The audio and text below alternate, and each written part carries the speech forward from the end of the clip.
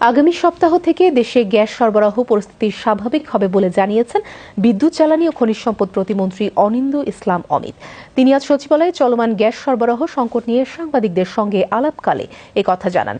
LNG আমদানির জন্য ব্যবহৃত একটি ভাসমান টার্মিনালের কারিগরি ত্রুটির কারণেই এই সংকট তৈরি হয়েছে উল্লেখ করে প্রতিমন্ত্রী বলেন, আগামী সপ্তাহের মধ্যে দুর্ঘটনায় ক্ষতিগ্রস্ত ভাসমান এলএনজি টার্মিনালের FSRU 50% মেরামত কাজ শেষ হবে। রিপোর্টে থাকছে বিস্তারিত।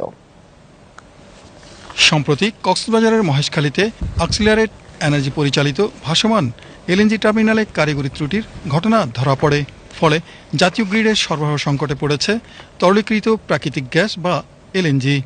দেশে বিদ্যমান দুটি ভাসমান এলএনজি টার্মিনাল থেকে জাতীয় গ্যাস গ্রিডে প্রতিদিন প্রায় 950-এর অধিক MMCFD এলএনজি অর্থাৎ দৈনিক 97 কোটি ঘনফুট গ্যাস সরবরাহ করে।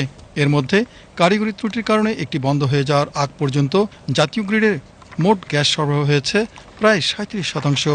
ফলে দৈনিক প্রায় 450 মিলিয়ন ঘনফুট গ্যাস সরবরাহ কমেছে জাতীয় গ্রিডে।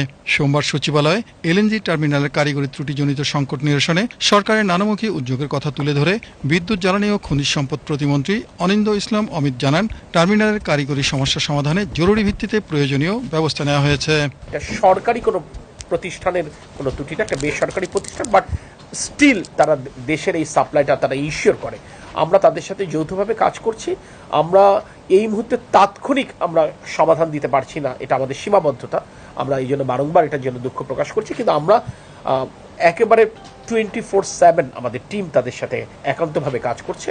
এখানে কিছু স্পেয়ার পার্টস বিদেশ থেকে আনবার প্রশ্ন আছে এবং সেটা আমদানি করে সেটা খালাস করবার প্রয়োজন আছে। আমরা একেবারে পুরোটাই তাদেরকে বলেছি, টোটাল দায়িত্ব সরকার নেবে, অর্থাৎ তারা এয়ার ফ্রেটে নিয়ে আসবে এবং কত দ্রুততম 1 ঘন্টার মধ্যে আমরা কাস্টমস ক্লিয়ারেন্স করে তাদেরকে এটা দিব।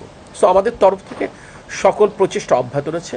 দেশে দৈনিক 380 কোটি ঘনফুট গ্যাসের চাহিদার বিপরীতে বর্তমানে সরবরাহ করা সম্ভব হচ্ছে 270 কোটি ঘনফুট। উল্লেখ করে তিনি বলেন, অচিরেই গ্যাস সরবরাহ স্বাভাবিক হবে এবং পূর্ণ সক্ষমতার সরবরাহ চালু করা সম্ভব হবে। ইউকে থেকে বিশেষজ্ঞ এসেছে, UAE থেকে বিশেষজ্ঞ হয়েছে। এই মুহূর্তে পেট্রো বাংলার RPGSL এবং আমাদের জ্বালানি বিভাগের টেকনিক্যাল পিপুল এবং আমাদের দায়িত্বশীল কর্মকর্তা কেউ বা FSRU অর্থাৎ সংশ্লিষ্ট জাহাজে অবস্থান করছে, কেউ বা চিটাগাং অবস্থান করছেন, এবং আমরা এখান থেকে ডে টু ডে অপারেশনটা ফলো আপ করছি। আমরা আশা করছি গ্যাস সাপ্লাইটা আগামী সপ্তাহ থেকে সংকট কিছুটা কাটা শুরু করবে ইনশাআল্লাহ।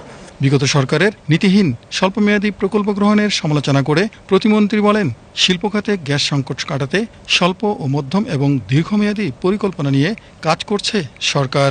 আমরা মালয়েশিয়া থেকে LNG আইএসও ট্যাঙ্কের মাধ্যমে যদি আনতে পারি, এটা একটা বিকল্প, এটা আমরা স্বল্প মেয়াদের বিকল্প হিসেবে চিন্তা করছি।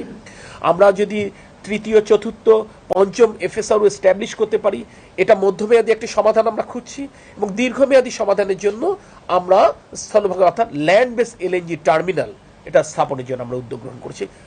Sheikh Ali, BTV news.